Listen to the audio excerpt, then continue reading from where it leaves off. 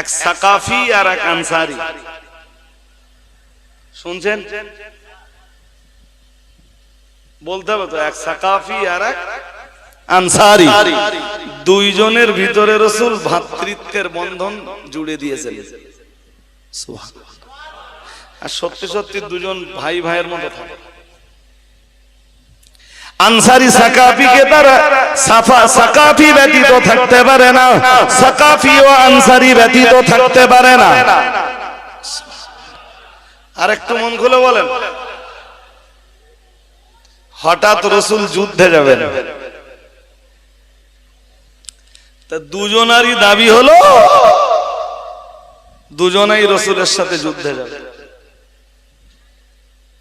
কারণ কেউ কাউকে ছেড়ে দূরে সরে থাকতে পারে না। তো রাসূলুল্লাহ দুজনের মাঝে লটারি করলেন। কি করলেন বলুন? লটারি। আবার এর থেকে নিজেরা যান ফতোয়া বার করবেন না যে লটারি কাটা যায়, এটাও বলে দিচ্ছি। জি, রাসূলুল্লাহ লটারি করলেন, সেই লটারিতে সাকাফির নাম এলো। তাফসীর বিশারদরা লিখেছেন, প্রিয় নবী মুহাম্মদুর রাসূলুল্লাহ সাল্লাল্লাহু আলাইহি ওয়াসাল্লাম সাকাফিকে সঙ্গে নিয়ে জিহাদের ময়দানে রওনা দেওয়ার মনস্থ করলেন। সাকাফি তখন আনসারীকে ডাক দিয়ে বললেন, ও আমার ভাই আনসারী, তুমি মদিনায় রয়ে যাও এবং এই মদিনা মুনাওয়ারায় তোমার উপরে দায়িত্ব হলো তুমি আমার বাড়ির যাবতীয় দায়িত্ব সামলে দিও।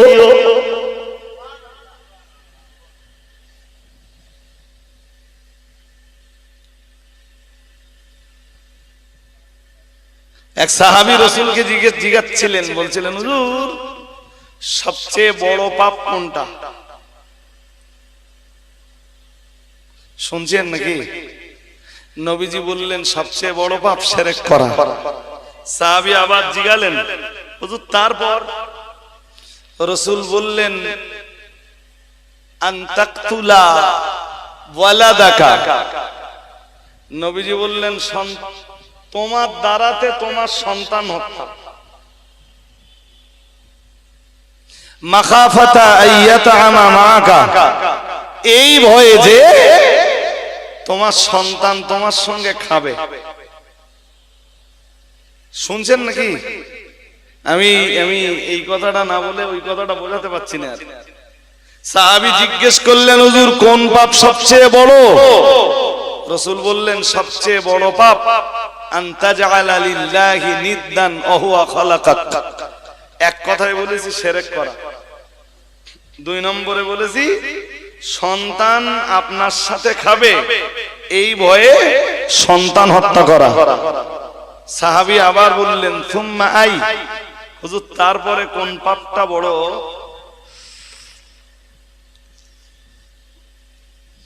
রাসূল বললেন, আন তুজানিয়া হালিলাতা জারিক। খুব মন দিয়ে শোনেন, নবীজি বললেন প্রতিবেশীর স্ত্রীর সাথে জিনা করা।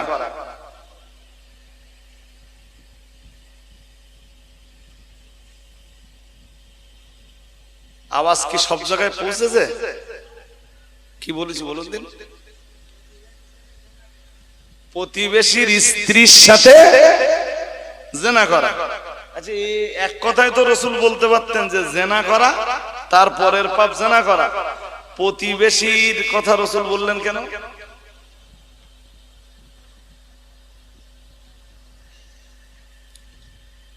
কিচ্ছু উত্তর দেন।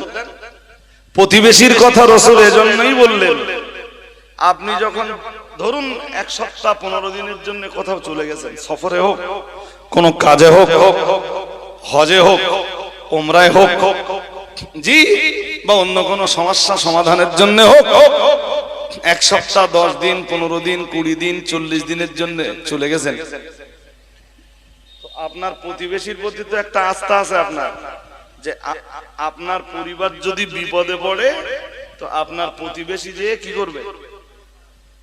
সাহায্য করবে। হ্যাঁ না বলবেন তো? এই বিশ্বাস থাকে তো আমাদের। আমাদের প্রত্যেকের থাকে, থাকে না? আর তাই তো হয়, কেউ বিপদে পড়লে প্রতিবেশীরা ছুটে আসে। জি, রাসূল বোঝালেন যে কেউ সফরে বার হলে, বাইরে গেলে প্রতিবেশীর প্রতি তার আস্থা থাকে, আর কেউ যখন ওই বিশ্বাস ভেঙে জেনায় লিপ্ত হয় তখন তার ডবল গুনাহ হয়। এক জেনা করার গুনাহ, দুই বিশ্বাস ভাঙার গুনাহ।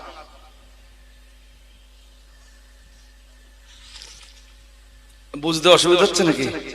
হ্যাঁ, এরকম সুযোগ সন্ধানে প্লেয়ার কিছু। কুল্লু হিজবিন বিমা লাদাইহিম ফারহুন। এই পৃথিবীতে প্রত্যেকেই তার ধান্দা নিয়ে ব্যস্ত, এবং তার ধান্দা যখন সফল হয় সে তখন খুশি হয়।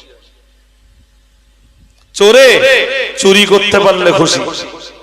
এই আপনারা শুনতেছেন, সন্ধ্যা থেকে কত ছেলে কত মেয়ে ওই বাজারের দিক থেকে ঘুরে একটু খাবার টাবার খেয়ে আড্ডা টাড্ডা মেরে চলে গেছে। মানে কি বলেছি এক কথায়, যে যার ধান্দায়, ধান্দাটা সফল হলেই। আরে ভাই, এরামটা আমি জীবনে বহুবার ধরেছি, জানেন? স্যার পড়াচ্ছে ক্লাসে, অঙ্ক করাচ্ছে,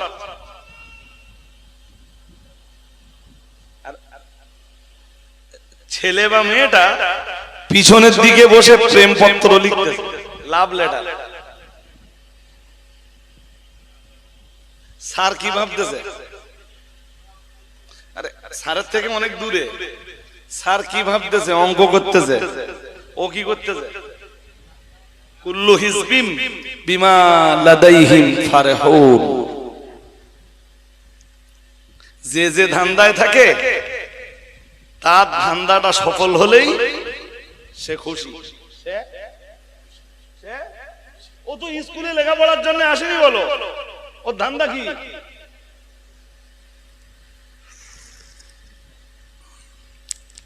যাকে সব ছাড়েন ভাই, বললে কথা বাড়বে। যেটা দরকার আপনাদের জন্য,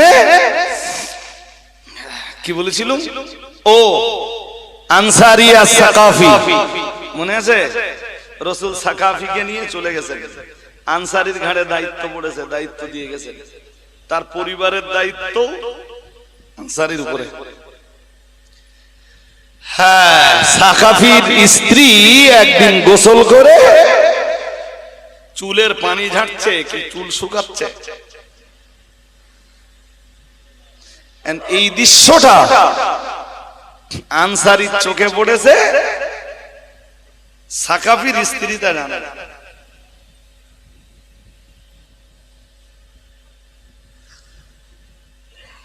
তাফসীরকারকরা এটাও লিখেছেন যে আনসারীর স্ত্রী গোসল থেকে এসে হয় চুল শুকাচ্ছে অথবা চুলের পানি ঝাড়ছে, আর সাকাফির চোখে, এই আনসারীর চোখে এই দৃশ্যটা জি লেগেছে। এক মুহূর্তের ভিতরে আনসারীর রং বদলে গেছে। শয়তান আছে? হ্যাঁ না বলেন, আছে না নেই? ইন্নাশ শাইতানা ইয়াজরি মিনাল ইনসানি মাজরাদ দাম, ও কামা ক্বালা আলাইহিস সালাম। প্রিয় নবী মুহাম্মদুর রাসূলুল্লাহ সাল্লাল্লাহু আলাইহি ওয়াসাল্লাম, আমার আল্লাহর নবী জানিয়ে দিয়েছেন, নিশ্চয়ই শয়তান মানুষের ভিতরে ওইভাবে চলাচল করে, মাজরাদ দাম, মানুষের ধমনী বা শিরাগুলোতে রক্ত যেভাবে চলাচল করে, আল্লাহ পাকের রাসূল জানিয়েছেন ঠিক শয়তান মানুষের দেহে ওইভাবে চলাচল করে। বলুন নাউজুবিল্লাহ, আরো আওয়াজ দিয়ে বলেন। শয়তান আছে না, আনসারীর চোখে যেই পড়েছে, আর আনসারীর ভিতরে চঞ্চলতা, অস্থিরতা শুরু হয়েছে। এই যে এই হ্যাঁ, আনসারী ছুটে গেছে, যে সাকাফির স্ত্রীর কপালে হাত মেরেছে। কপালে হাত দিয়ে হাতটাকে টেনে নিয়ে, তাফসীরকারকদের কেউ কেউ বলেছেন যে হাতে চুম্বন দিচ্ছে।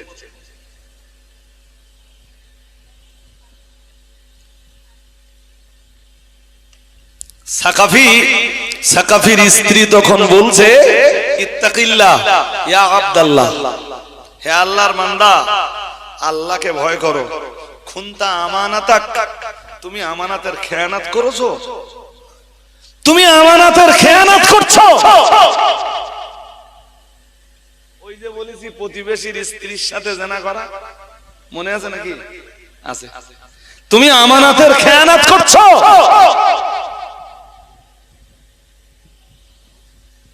এতক্ষণ বলো, এতক্ষণ আনসারীর ভিতরে খোদার ভয় জাগিনি।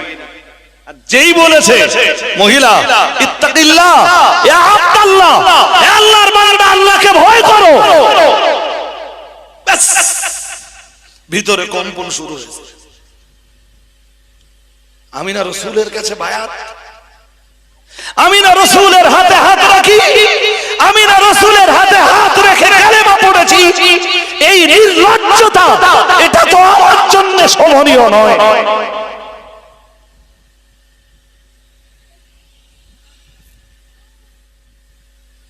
ভারতীয় আদালতের বিচারে লোকের ঘরে মেয়ে নিয়ে উইদাউট ম্যারেজে রাত কাটালেও সেটা নির্লজ্জতা নয়, সেটা জায়েজ। আর কোরআনের ভাষায় কোনটা নির্লজ্জতা একটু বুঝে দেখেন এবার। জি, আমি এত নির্লজ্জ হয়ে পড়লাম, আমি এতটা নীচ, আমি এতটা হীন মানসিকতার।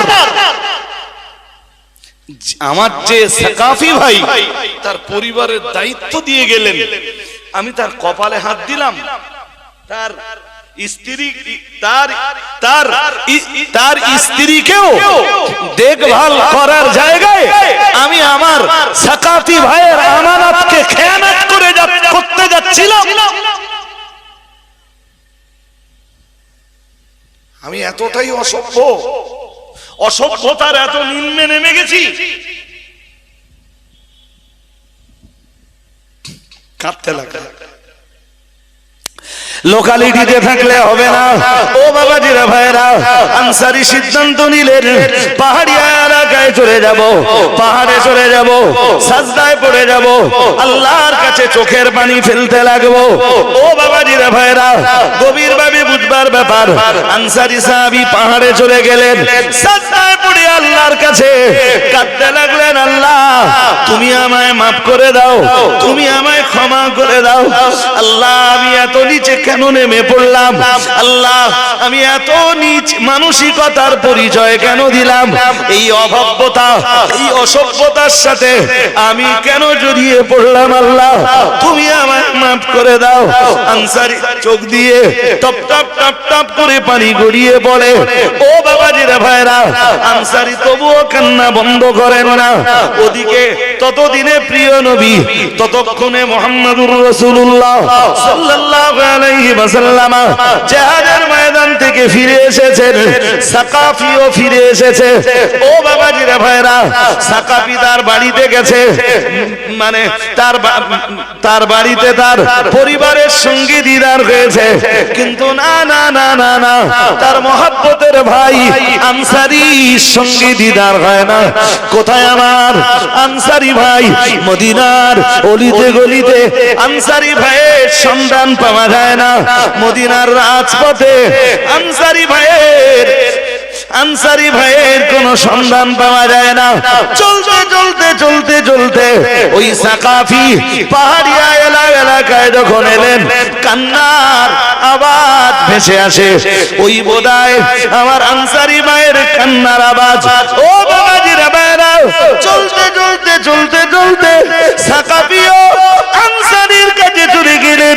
আনসারী তখনও সাজদায় পড়ে শুধু কাঁদে, আল্লাহ তুমি আমায় মাফ করে দাও, আল্লাহ তুমি আমায় অসভ্যতা, তুমি আমায় অভাব্যতা, তুমি আমার এই নোংরামি, তুমি আমার এই গোনাকে মাফ করে দাও। ও বাবাজিরা ভাইরা, সাকাফি পাহাড়ের উপরে দাঁড়িয়ে আনসারীকে ডাক দিয়ে বললেন, ও আমার আনসারী ভাই, জানি না তুমি কি এমন অন্যায় করেছো, কি এমন গুনাহের কাজ করেছো, কি এমন পাপের কাজ করেছো, কি এমন নোংরামি করেছো, কি এমন অভব্য আচরণ করেছো, কি এমন অসভ্যতামি তোমার জীবনে জায়গা দিয়েছো। চলো না ভাই, আর কেঁদো না, কেঁদো না, তুমি চলো প্রিয় নবী মুহাম্মদুর রাসূলুল্লাহ সাল্লাল্লাহু আলাইহি ওয়াসাল্লামের দরবারে যাই। ও বাবাজিরা ভাইরা, সাকাফি আনসারীকে সঙ্গে নিয়ে রাহমাতুল লিল আলামিনের দরবারে চলে এলেন। আসসালাতু ওয়াসসালামু আলাইকা ইয়া রাসূলুল্লাহ, আসসালাতু ওয়াসসালামু আলাইকা ইয়া হাবিব আল্লাহ। আনসারী রাহমাতুল লিল আলামিনকে তার অবাধ্যতা, তার অসভ্যতামি, তার এই নোংরামি, শ্লীলতাহানির পরিচয় দিলেন। ও বাবাজিরা ভাইরা, রাহমাতুল লিল আলামিন শুনে বুঝে বললেন, আপাতত তোমার ভিতরে আল্লাহর ডাক জেগেছে, আল্লাহর ভয় জেগেছে। তুমি এই নোংরামি থেকে বাঁচবার জন্য সাজদায় পড়ে আল্লাহর কাছে চোখের পানি ফেলেছো। আমার আল্লাহ তাআলা সূরা আলে ইমরানের আয়াত নাযিল করে দিয়েছেন, ওয়াইদা ফালু ফাহিশাতান আও যালামু আনফুসাহুম যাকারুল্লাহ ফাস্তাগফিরু লিযুনুবিহিম ওয়া মান ইয়াগফিরুয যুনুবা ইল্লাল্লাহ। কেউ যদি কোনো নির্লজ্জ কাজ করে, তারপরে যদি তার ভিতরে আল্লাহর ভয়ের জাগরণ ঘটে, সে যদি আল্লাহর কাছে তওবা করে, আল্লাহ তাআলা তার নির্লজ্জতার গুনাহকে মাফ করে দেয়। আরেকটু এই এতক্ষণ ধরে যা শুনলেন, ওইটা যদি ফাহেসা হয়, ওইটা যদি নির্লজ্জতা হয়, তা আমার আজকের সমাজে যেগুলো ঘটছে এগুলো নির্লজ্জতা আর ফাহেসা বলবেন না? হ্যাঁ না, জোর করে বলবেন তো? হ্যাঁ, এগুলো কি ওই মানসিকতা কই তওবা করার, ফিরে আসবার মতো মন কই? জি, বরং যে যত পারছে সে তত অবাধ্যতায় লিপ্ত হচ্ছে। জি, অথচ আমি একটা হাদিস পড়ে বলেছিলাম, রাসূল বলেছেন আমার উম্মত হালাল মনে করবে 4 জিনিস, তার ভিতরের প্রথম জিনিস নির্লজ্জতা, বেহায়াপনা, নগ্নতা, অসভ্যতা, জেনা ব্যভিচার। আমার উম্মত কি ভাববে? তাই তো ভাবতেছে যে লোকে বিয়ে করে যা, মানে লোকে বিয়ে করে যে সম্পর্ক স্থাপন করে, আমি বিয়ের আগে তাই করেছি, আমার দোষটা কোথায়?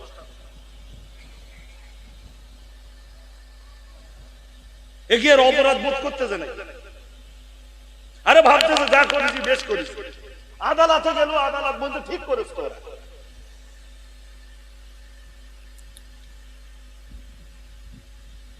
সভ্যতার কি যা আছে সমাজে? আদালত তো বলছে যে একটা ছেলে আর মেয়ের যদি মন তৈরি হয়, তারা যদি এক জায়গায় রাত্রি যাপন করে, এটা সমস্যা নেই, এই রিলেশনটা বৈধ আছে।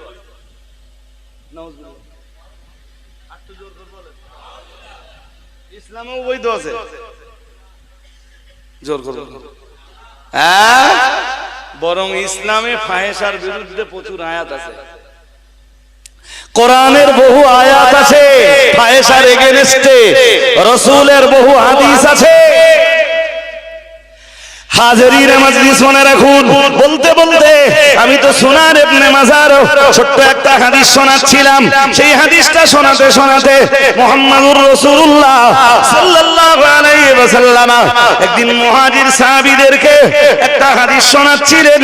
লাম তাদারিল ফাহিশাতু ফি কওমিন কত্তু হাত্তা ইউলিনু বিহা ইল্লা ফাশা ফীহিমুত الطاعون والأوجاع التي لم تكن مضت في أسلافهم الذين مضوا আল্লাহ পাকের নবী জানিয়ে দিয়েছে যে জাতির মাঝে অশ্লীলতা বেড়ে যায়, নোংরামি বেড়ে যায়, অসভ্যতা বেড়ে যায়, অবাব্যতা বেড়ে যায়, যে জাতির মাঝে নগ্নতা বেড়ে যায়, বেহায়াপনা বেড়ে যায়, বেলেল্লাপনা বেড়ে যায়, যে জাতির মাঝে জেনা বেড়ে যায়, যে জাতির মাঝে ব্যভিচার বেড়ে যায়, ও বাবাজিরা ভাইরা, মুহাম্মাদুর রাসূলুল্লাহ সাল্লাল্লাহু আলাইহি ওয়াসাল্লাম জানিয়েছেন এমন কি ওই বেলেল্লাপনা, ওই নোংরামি, ওই অসভ্যতামি, ওই শ্লীলতাহানি, ওই নগ্নতা যখন ব্যাপকতার সঙ্গে হতে থাকে, হাত্তা ইউলিনু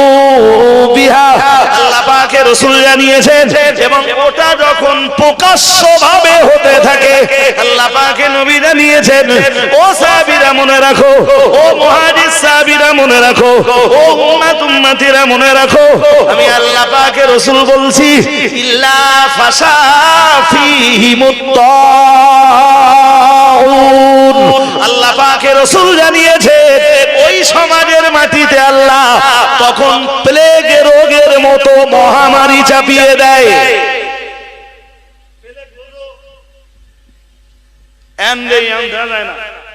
এক সময় দেখা যেত প্লেগ হলে এলাকা কি এলাকা উজাড় হয়ে যেত। প্লেগ, প্লেগ আরবিতে বলে তাউন। কি বলে? নবীজি বলতেছেন পরিষ্কার, ইল্লা ফাশা ফীহিমুত তাউন। এইটুকু হাদিসের অংশ নিয়ে তো এতক্ষণ আজ করলাম। ওই হাদিসে 5টা কথা আছে টোটালে। কটা? আমি বলেছি কটা? একটা। কটা? একটা। তাই এতক্ষণ বলবার ইচ্ছা ছিল না, শুধু খুব ডিপ অ্যাটেনশন। এই এখন তো দেখে মনে হচ্ছে যে রাত 8টা বাজে। ঘুম পাচ্ছে নাকি? পায় না তো? একটা তাকবীর দেন, নারায়ে তাকবীর, নারায়ে তাকবীর। জি, খুব মনোযোগ দিয়ে শুনছেন, তাই আমি কথাগুলো বলছি, এবং সমাজের সাথে মেলাবেন, মিলে যাবে ইনশাআল্লাহ। জি ভাই, রাসূল বললেন প্লেগের মতো মহামারী আল্লাহ চাপাবে। তো প্লেগ তো এখন হয় না, হয়? তাই রাসূল আরেকটা অপশন রেখেছেন, এই যে নবীর কথা তো মিথ্যা হবে না, হবে? এত নোংরামি চলতেছে, প্লেগ হয় কই? হয় না তো? তাই নবী আরেকটা কথা বললেন, ওয়াল আউজাউল্লাতী লাম তাকুম মাদাত ফি আসলাফিহিমুল্লাযীনা মাদাউ। রাসূল বললেন প্লেগ যদি না হয়, আমার দিকে প্লেগ যদি না হয়, তাহলে আল্লাহ এমন এমন রোগ দেবে যে রোগের নাম তাদের বাপ দাদা 14 পুরুষ কখনো হয় প্লেগের মতো রোগ আসবে, আর নইলে এমন রোগ আসবে আল্লাহ ওই সমাজে এমন ভাইরাস চাপাবে, ওই সমাজে এমন ব্যাধি চাপাবে যে ব্যাধির নাম তাদের পূর্বপুরুষ কখনো। Corona virus. কি ভাইরাস? করোনা থেকে বাঁচার জন্য টিকা নেবে। হ্যাঁ না বলে না? আমার মোটেই ইচ্ছা ছিল না। আমি যদি বাধ্য না হতাম নিতুম না, হয়তো নিতুম না। আমি নিয়েছি আপনাদের আগে, নইলে গভর্নমেন্ট স্কুল বন্ধ করে দেবে। আপনাদের অনেক আগে নিয়েছি শুধু না, আমার যখন মনে হয় ফার্স্ট ডোজ সেকেন্ড ডোজ হয়ে গেছে, আপনাদের জন্য তখন ফার্স্ট ডোজ এলাও হচ্ছে। প্রথম তো পেয়েছে ডাক্তাররা, কারা? তারপর এলাও হয়েছে স্কুল মাস্টার আর পুলিশদের জন্য। আমরা সেই ক্যাটাগরিতে আমাদের বাধ্য করেছে নিতে, এবং ফার্স্ট ডোজ নেওয়ার পরে সেকেন্ড ডোজটাও তাই, থার্ড ডোজটা নেয়নি। আমি তো দিয়েছিলাম কোভিশিল্ড। এখন রিপোর্ট কি বলছে জানেন? বলছে কোভিশিল্ড যারা নিয়েছিল তাদের দেহে কঠিন রোগের দানা বাঁধছে, এবং তার সিমটমটা বলে দেই, সিমটম রোগ দেওয়ার মালিক আল্লাহ। আমরা ওতে বিশ্বাস করি না। আমরা কি বিশ্বাস করি বলুন? বাট একটা কথা স্মরণ করাচ্ছি, যে কোভিড সার্টিফিকেটে, কোভিড যে সার্টিফিকেট ছিল ওতে নরেন্দ্র মোদীর ছবি ছিল না? আজকে কোউইন, COWIN, কোউইনে যে আপনি আপনার মোবাইল নম্বর দিয়ে, যে নম্বর দেওয়া ছিল ওই টিকা দেওয়ার সময়, ওই মোবাইল নম্বর দিয়ে আপনি ওর ভিতরে ঢুকে দেখবেন আপনার সার্টিফিকেটে এখন নরেন্দ্র মোদীর ছবি নেই। ও দোষ নেবে না।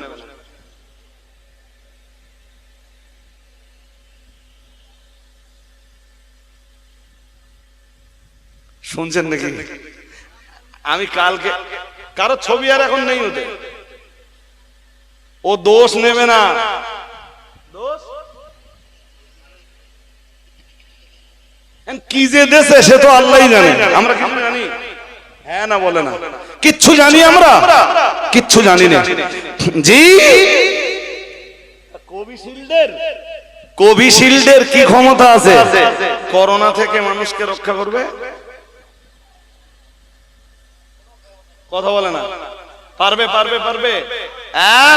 সমাজে যতদিন নোংরামি বন্ধ না হবে, অসভ্যতামি বন্ধ না হবে, জেনা ব্যভিচার অনাচার অত্যাচার বন্ধ না হবে, নারী জাতির নগ্নতা বন্ধ না হবে, নারী জাতির বেলেল্লাপনা বেয়াপনা যতদিন বন্ধ না হবে, ততদিন আল্লাহর পক্ষ থেকে নতুন নতুন গজবের অপেক্ষা করো।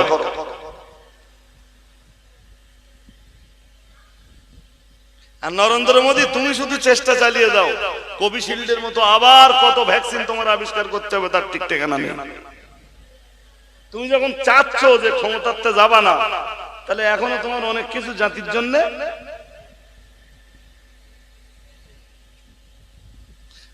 ও কি চাচ্ছে বলে মনে হয় যে তাড়াতাড়ি ক্ষমতাতে চলে যাবে? আরো এবার চাচ্ছে কি, ইসবার 400 পার, এই তো বক্তব্য তার। জি, সে বলছে এবারে 400 পার, এবং ব্লু প্রিন্ট করে রাখা আছে এক দেশ এক আইন, সময় হলে চেপকে দেবে। ওরও কারণ আছে। কি কারণ জানেন? কথা কয় না। কি কারণ জানেন? ওই হাদিসের 2 নম্বরে আছে। কি আছে? ওয়ালাম ইয়ানকুসুল মিকিয়ালা ওয়াল মিজানা ইল্লা উখিদু বিসসিনিল ওয়া শিদ্দাতিল মাউনাত ওয়া জাওরিস সুলতান আলাইহিম ও কামা ক্বালা আলাইহিস সালাম। আল্লাহ পাকের রাসূল জানিয়েছেন ওয়ালাম ইয়ানকুসুল মিকিয়ালা ওয়াল মিজান। আল্লাহ পাকের রাসূল বললেন, আর যখন আমার উম্মতে ওজনে কম দেবে, পরিমাপে যখন কম দেবে, শুনছেন নাকি? ওজনে যখন কম দেবে, পরিমাপে যখন কম দেবে, আল্লাহ পাকের রাসূল জানিয়েছেন ইল্লা উখিদু বিসসিনিন। আল্লাহ পাকের রাসূল জানিয়েছেন মহান আল্লাহ ওদের উপরে এক দুর্ভিক্ষ চাপিয়ে দেবেন। মানুষ যখন ওজনে কম দেবে, পরিমাপে যখন কম দেবে, নবী জানিয়েছেন 1 নম্বরে আল্লাহ পাকের হাবিব বলেন ইল্লা উখিদু বিসসিনিন। আল্লাহ পাকের নবী জানিয়েছেন আল্লাহ তখন দুর্ভিক্ষ চাপিয়ে দেবেন। শুধু দুর্ভিক্ষ নয়, নবী আমার আবার জানিয়েছেন অশিদ্দাতিল মাউনাত, কঠিন কঠিন বালা মুসিবত চাপিয়ে দিবেন। নবী 3 নম্বরে বলেন ওয়া জাওরিস সুলতান আলাইহিম। আল্লাহ পাকের রাসূল জানিয়েছে আল্লাহ তখন তাদের উপরে অত্যাচারী শাসক চাপিয়ে দেবেন। বলুন নাউজুবিল্লাহ। সামলাও, মালে ভেজাল দাও, ওজনে কম দাও, গুনতিতি কম দাও, পরিমাপে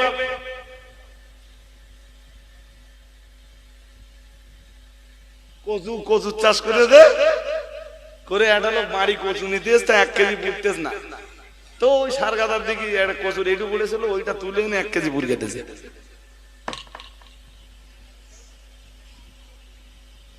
কথা বুঝতে পারেন? এই একটুখান কমাচ্ছিল তো, তাহলে ভাই দাঁড়া দাঁড়া দাঁড়া পুড়কে দিচ্ছি।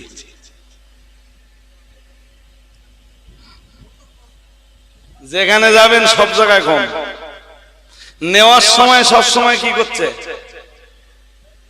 ও ভাই টাকা দান কম দিস না খবরদার, মালে ভেজাল নিত। এই যে সোলাদানা বাঁশঝাড়ি জুড়ে ইট ভাটাগুলো রয়েছে, বলতে বড় লজ্জার সঙ্গে বলতে হয়, গাড়ি যখন লোড হয় ইট ভাটা থেকে, লোড হয় 4000 বা 5000। কলকাতা, হাওড়া, হুগলি, মেদিনীপুর যেখানে যে ইটগুলো পড়ে, যে গোলায় পড়ে, সেখানেও পড়ে 5000। লজ্জার সাথে বলতে হয় রাস্তায় বিক্রি হয়ে যায় 200 ইট।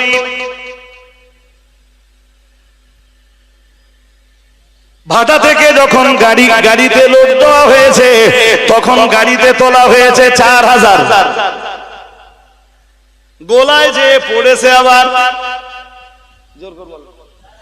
4000, মাঝখানে বিক্রি হয়েছে। এসব খবর জানেন?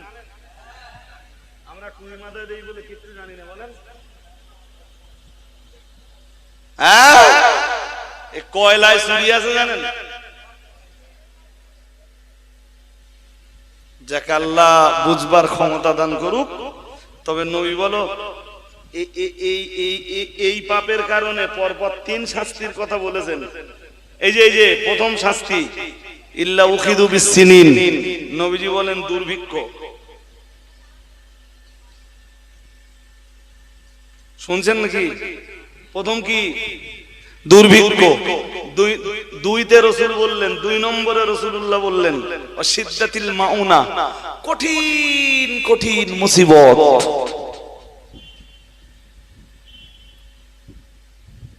মানুষ যত চতুর হয়েছে, মানুষের চালাকির পরিমাণ যত বেড়েছে, ওজনে পরিমাণে যত কম দিতে শুরু করেছে। ও ভাইরা আমার, গভীরভাবে বুঝবার ব্যাপার, লজ্জার সঙ্গে বলতে হয়, মানুষ যত পরিমাণে কম দিতে শিখেছে, ক্যান্সারের মতো কঠিন মুসিবতের পরিমাণ তত, হার্ট অ্যাটাকের পরিমাণ তত। সামলাও। নারায়ে তাকবীর, নারায়ে তাকবীর। মুফতি সাহেব হুজুর কিবলা, মুফতি সাহেব হুজুর কিবলা। ভাই আমি আর বাড়তেছি না, হুজুর এসে পড়েছে, আর এসছেন অনেক আগে। তো দেখতে দেখতে আমারও 2 ঘন্টা ছুঁই ছুঁই। জি, এই যেটুকু ওয়াজ আমার কাছে শুনলেন, আমি যখন উঠেছিলাম ভাঙা মজলিস একরকম, এখন একদম ভরপুর গড়া মজলিস, আলহামদুলিল্লাহ। তো আপনারা মুফতি সাহেবের কাছে শুনলে আরো বেশি লাভবান হবেন। শেষ বেলায় একটু কিছু দান দাক্ষিণ্যতা তো মাদ্রাসার জন্য আপনাদের দিতে হবে। আর বিরিয়ানি আছে, লোক ইনশাল্লাহ আরো বাড়বে। যারা এখন ফ্রি ফায়ার পাবজি খেলতেছে, সেসব মাল সব আসবে তো, কেন আসবে না? বিরিয়ানি খাওয়ার সময় আসবে না? তারা তো অসনা পার্টি না, খাওয়া পার্টি, সেসব পার্টি সব আসবে। ত্রুটি বিচ্যুতি ক্ষমা করুন। ওয়া আখিরু দাওয়ানা আনিল হামদুলিল্লাহি রাব্বিল আলামিন। দুরূদ শরীফ। আল্লাহ